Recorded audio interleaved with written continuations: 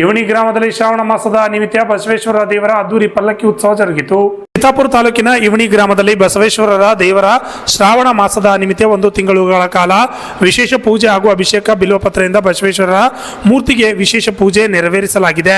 ಪ್ರತಿ ಸೋಮವಾರದಂದು ಅಭಿಷೇಕ ಹಾಗೂ ಪೂಜೆಗಳು 5 ವಾರ ಮಾಡಿಕೊಂಡು ಬರಲಾಗಿದ್ದು, ಕೊನೆಯ ಸೋಮವಾರದಂದು ದೇವಸ್ಥಾನದಿಂದ ಬಂದಂತಹ ಭಕ್ತರಿಗೆ ಅನ್ನದಾಸೋಹ ನೆರವೇರಿಸಲಾಯಿತು. ಬಸವೇಶ್ವರ ಮೂರ್ತಿ ಹಾಗೂ ಭಾವಚಿತ್ರವನ್ನು ದೇವಸ್ಥಾನದಿಂದ ಗ್ರಾಮದ ತುಂಬೆಲ್ಲ ಅಡ್ಡಪಲ್ಲಕ್ಕಿ, ಪ್ರಮುಖ ಬೀದಿಗಳ ಮೂಲಕ ಭಜನಾ ಮಂಡಳಿ ಹಾಗೂ ವಿವಿಧ ವಾದ್ಯಗಳ ಮೂಲಕ ಅದ್ದೂರಿಯಾಗಿ ಮೆರವಣಿಗೆ ಮಾಡಲಾಯಿತು.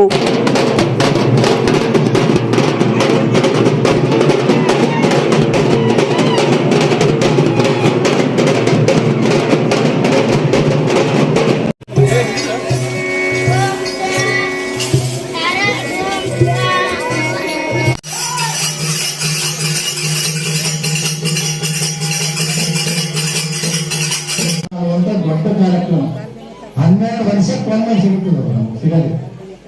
12 ವರ್ಷಕ್ಕೆ ಕುಂಭಮೇಳ ಅಂದ್ರೆ ಸುಮಾರು ನಾಗಾ ಸಾವುಗಳು 10 ಲಕ್ಷ ಜನ ಇರ್ತಾರೆ.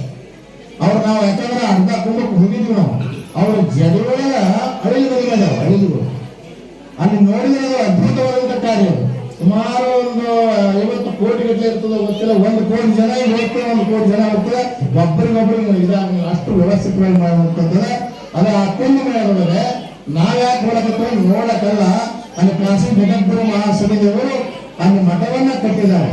ಅದು ಉದ್ಘಾಟನಾ ಸಮಾರಂಭವನ್ನ ಅಲ್ಲೇ ಇಟ್ಕೊಂಡಿದ್ದಾರೆ. ಗುರುಗಳು ಆದೇಶ ಮಾಡಿದ್ದಾರೆ. ಕಾಶಿ ಒಳಗೆ 2 ಸಾರಿ ಅಡ್ಡಪಲ್ಲಕ್ಕಿ ಉತ್ಸವವನ್ನು ಮಾಡಿರ್ತಕ್ಕಂಥದ್ದು ನೋಡಿಕೊಂಡು ಗುರುಗಳೇನಂದ್ರು, ನೀವು ಕಾಶಿ ಒಳಗೆ ಮಾಡಿರಿ, ಅಲಹಾಬಾದ್ ಒಳಗೂ ಅಲ್ಲಿ ಒಂದು ಪಂಚಾಚಾರ ಉತ್ಸವ ನೀವೇ ಮಾಡ್ಬೇಕಂತ ತಿಳ್ಕೊಂಡು ಆಶೀರ್ವಾದ ಮಾಡಿದ್ದಾರೆ. ಸುಮಾರು 2,000 ಜನ ಟ್ರೈನ್ ಒಳಗ, ನಮ್ದೇ ಟ್ರೈನ್, ಮತ್ತೊಬ್ರು ಯಾರು ಅಲ್ಲಿ. ನಿಮ್ ಊರಾಗ 72 ಮಂದಿ ಬಂದ್ರೆ ನೀವೇ ಇರ್ತೀರಿ, ಮತ್ತೆ ಯಾರಿಲ್ಲ. ನೀವು ಕುಂತಲ್ಲೇ ಊಟ, ಕುಂತಲ್ಲೇ ಚಾ, ಕುಂತಲ್ಲೇ ವ್ಯವಸ್ಥೆ ಇರೋದು, ಬಾಜ ಭಜಂತ್ರಿ.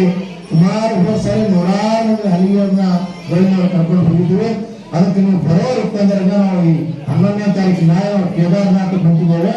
ಬಂದ ತಕ್ಷಣ ಮೀಟಿಂಗ್ ಆಗ್ತಾ ಎಷ್ಟೆಷ್ಟು ಅನ್ನೋದು ತಿಳಿಸಿ ಹೇಳ್ತಾರೆ. ಯಾಕಂದ್ರೆ ಅಲಹಾಬಾದ್, ಕಾಶಿ ಮತ್ತು ಅಯೋಧ್ಯೆ 3 ಆ ಕಾರ್ಯಕ್ರಮ ಹಾಕೋಬೇಕಂತ ಎಲ್ಲ ಸಂಕಲ್ಪ ಮಾಡಿದ್ವಿ.